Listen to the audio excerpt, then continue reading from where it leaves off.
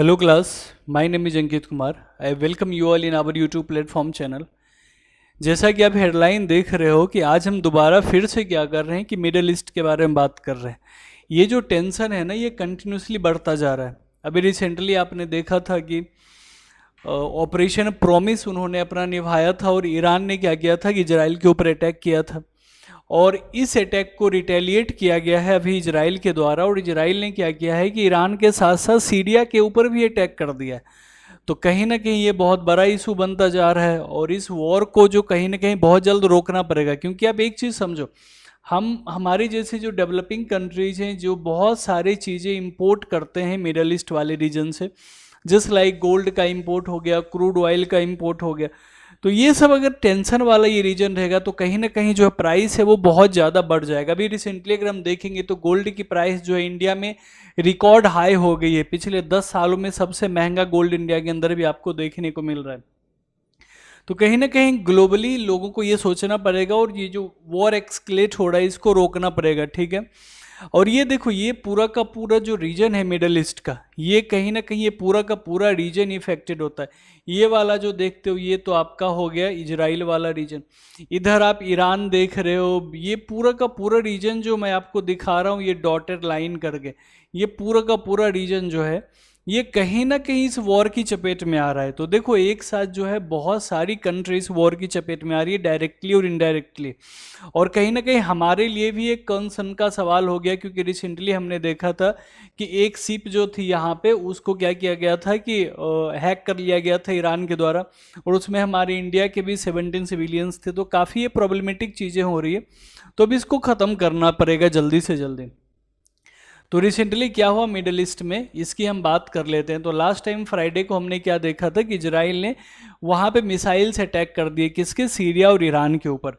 एक इस Isfahan area है ईरान का, इस इस्फहान एरिया के ऊपर हमने देखा था क्या हुआ था कि बहुत सारे मिसाइल्स का अटैक हुआ, जान माल की वहाँ पे काफ़ी क्षति देखने को मिली।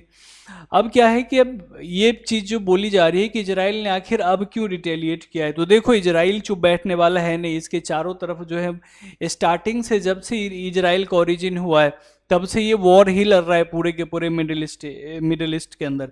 हमने क्या देखा था कि 1 अप्रैल को क्या हुआ था कि ईरानियन एम्बेसी पे दमास्कस में इन्होंने अटैक किया था।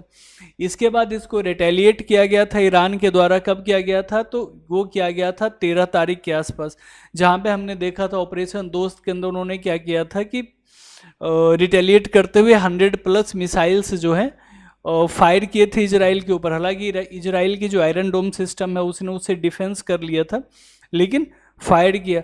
इसके बाद इजराइल ने दोबारा रिटेलिएट किया और इस बार इजराइल ने सिर्फ और सिर्फ ईरान को ही नहीं बल्कि जो ईरान का साथ देने वाले सीरिया हैं, सीरिया के ऊपर भी इस बार अटैक कर दिया है, ठीक है।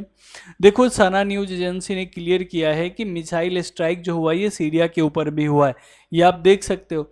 अगर हम सीरिया की बात करें तो इस्फहान जो रीजन है ईरान का उससे करीब करीब 1500 किलोमीटर दूर है। तो यही एक कंसर्न का हो गया है कि ईरान जो है, ईरान के साथ साथ सीरिया पे जो अटैक किया इजराइल ने, तो ये कहीं ना कहीं एक बड़े मैटर्स को एक्सक्लेट किया जा रहा है। अब देखो इन सब की जो सबसे बड़ी वजह है ना, मैं तो यही मानता हूं कि जो यूएसए है ये जहां जाता है वहां पे वॉर प्रोन लाइक सिचुएशन कर देता है। जियो पॉलिटिक्स में अगर हम देखें तो अभी जो है डेवलपमेंट ज़्यादा, इकोनॉमिक ग्रोथ हो नहीं रही है और यूएसए को पता है कि अगर इसको अपना इकोनॉमिक ग्रोथ बना के चलना है, एक खुद की पावर बढ़ा के रखनी है, तो ये क्या करता है, वॉर को जानबूझ के प्रवोक करता है। हमने सेम देखा था यूक्रेन और रशिया वाले वॉर में कि किस तरह इसने यूक्रेन को नेटो के अंदर शामिल करने का बोल के यूक्रेन और रशिया के बीच में वॉर छिड़वा दिया और यहाँ पर भी देखो कंटिन्यूसली वॉर छिड़ ही रहा है। हालांकि ये स्टेटमेंट ये देते हैं कि हम चाहते हैं कि वॉर जल्दी से जल्दी ख़त्म हो जाए, लेकिन ऐसा कुछ ये नहीं चाहता, क्योंकि कहीं ना कहीं सबसे ज़्यादा बेनिफिट यूएसए को ही मिल रहा है। ये देखो एलिगेशंस भी लगाया गया यूएसए के ऊपर कि जो यूएस की पॉलिसी है ना ये वॉर को बढ़ा रही है, कम नहीं कर रही है मिडिल ईस्ट के टेंशन को। और ये देखो लगाने के पीछे वजह भी है। अगर आप अफगानिस्तान का एक एग्जाम्पल देखो तो अफगानिस्तान और सीरिया वाले रीजन में जो आतंकी हैं वो पहले आतंकी ना हो के आम पब्लिक हुआ करते थे, लेकिन यूएसए ने ही खुद उनको मिलिट्री सपोर्ट देके उनके गवर्नमेंट के अगेंस्ट पहले खड़ा किया और बाद में उनको आतंकी डिक्लेयर करके फिर वहाँ पे डिक्टेटर बनने की कोशिश की। तो कहीं ना कहीं यूएसए चाह रहा है कि यूक्रेन के अंदर भी उसकी मोनोपोली बढ़े, इसीलिए वो उस वॉर को भी एक्सक्लेट कर रहा है। और इजराइल वाले रीजन में भी देखो इजराइल की जनता भी परेशान हो चुकी है, इतने दिनों से वॉर चल रहा है, बहुत लंबा चीज हो गई है। इजराइल की इकोनॉमिक ग्रोथ अभी ना के बराबर हो गई है, तो कहीं ना कहीं इजराइल भी होम वॉर से जूझ रहा है। और अगर यही कंटिन्यू यूएस की पॉलिसी को अगर वो नहीं समझ पाएगा तो इजराइल में भी अफगानिस्तान जैसे हालात हो जाएंगे। देखो सीरिया का मैं इसलिए यहाँ पे जिक्र नहीं कर रहा हूँ क्योंकि सीरिया तो ऑलरेडी होम वॉर से जूझ रहा है ना। ईरान के पास यूरेनियम का रिजर्व है, तो उसके पास उस रिजर्व की वजह से क्या है कि ग्लोबल जो बाकी की लीडिंग कंट्रीज है लाइक जर्मनी हो या रसिया हो, ये उसका साथ इनडायरेक्टली हमेशा देते रहेंगे, भले डायरेक्ट सामने से नहीं आए लेकिन इनडायरेक्टली साथ देंगे क्योंकि उसके पास रिसोर्सेस है। तो कहीं ना कहीं इजराइल के लिए भी एक कंसर्न का सब्जेक्ट बन गया है कि क्या जो यूएस की पॉलिसी है इसके ऊपर उसको सोचना चाहिए। अब देखो ईरान के ऊपर जो भी अटैक हुआ है तो यहाँ पे सबसे बड़ा कंसर्न यही बना था कि ईरान के अंदर आप देखो यूरेनियम का बहुत ज़्यादा भंडार है, कई सारी ईरान के अंदर जो है वो एटॉमिक पावर प्लांट है। तो इंटरनेशनल एटॉमिक एजेंसी ने काफ़ी ये कहना था कि अगर कहीं डैमेज हो गया तो कहीं ना कहीं आधे एशिया को एक नुकसान झेलना पड़ सकता है। हालांकि आईएई ने ये कंफर्म किया है कि कोई भी न्यूक्लियर साइट जो है वो फिलहाल अभी तक डैमेज नहीं हुआ है और इसको हम कंटिन्यूसली मॉनिटर करते रहेंगे कि आई होप कि फ्यूचर में भी डैमेज ना हो, वरना बहुत बड़ा टेंशन हो जाएगा। अब समझो वहाँ पे फिर कैसी हालात हो जाएंगे जब रेडिएशन फैल जाएगा। तो अब देखो चूंकि ये जो एस्केलेट हो रहा है वॉर, इस वजह से बहुत सारी कंट्री ने अपने सिटीजन्स के लिए एडवाइजरी गाइडलाइंस जारी करी है। तो यूएस एम्बेसी ने भी बोला है कि जेरूशलम और उसके आसपास का जो रीजन है वहाँ से बोला है अपने सिटीजन्स को कि आप यहाँ से बाहर आ जाओ। ऑस्ट्रेलिया ने भी अपने सिटीजन्स को बोल दिया है कि इजराइल से आप बाहर आ जाओ, क्योंकि अगर आप अब नहीं निकल पाए तो हो सकता है एक्सकेलेट हो जाए और हम आपकी वहाँ पे आपको प्रोटेक्ट नहीं कर पाए।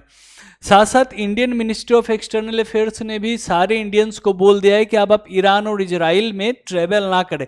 हालांकि मुझे यहाँ पे ये चीज़ बहुत गलत भारत सरकार की लगी, क्योंकि इन्होंने ये तो बोल दिया कि आप ट्रेवल ना करें, लेकिन अभी रिसेंटली हमने देखा था कि हमने करीब 5 लाख नौजवानों को इजराइल भेजा था काम करने के लिए ताकि भारत सरकार को रेमिटेंसेस मिल पाए। तो क्या सरकार इनके लिए भी कुछ काम करेगी या उनको कॉन्ट्रैक्ट लेबर बना के बस उनको वहीं पे छोड़ देगी? तो ये कहीं ना कहीं पूरे ग्लोब के लिए भी एक कंसर्न का सब्जेक्ट बन गया है। तो अब इसको जो रोकना जो है ना वो बहुत ज़रूरी है। तो कुछ नीड्स हैं कुछ जिसकी वजह से हमें अब लेने पड़ेंगे कुछ स्टेप्स, जिसकी वजह से हम क्या कर सके, इसको एक्सकेलेट होने से रोक सके।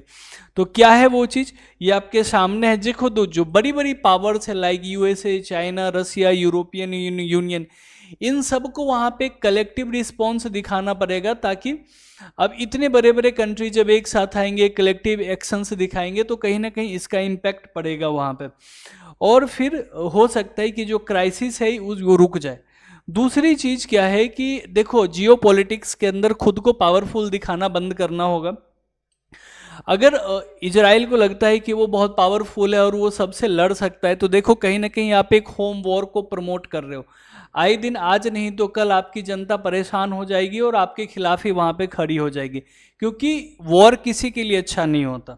चाहे आप जीत रहे हो या हार रहे हो, इससे फर्क नहीं पड़ता। तो अब जो है जल्दी से जल्दी यूनाइटेड नेशन को भी निगोशिएट करना चाहिए, क्योंकि ये कंडीशन बहुत ही क्रूशियल हो रहा है। देखो ये वॉर सिर्फ और सिर्फ मिडिल ईस्ट तक नहीं रह गया है, ये कहीं ना कहीं पूरे ग्लोब को इफेक्ट कर रहा है।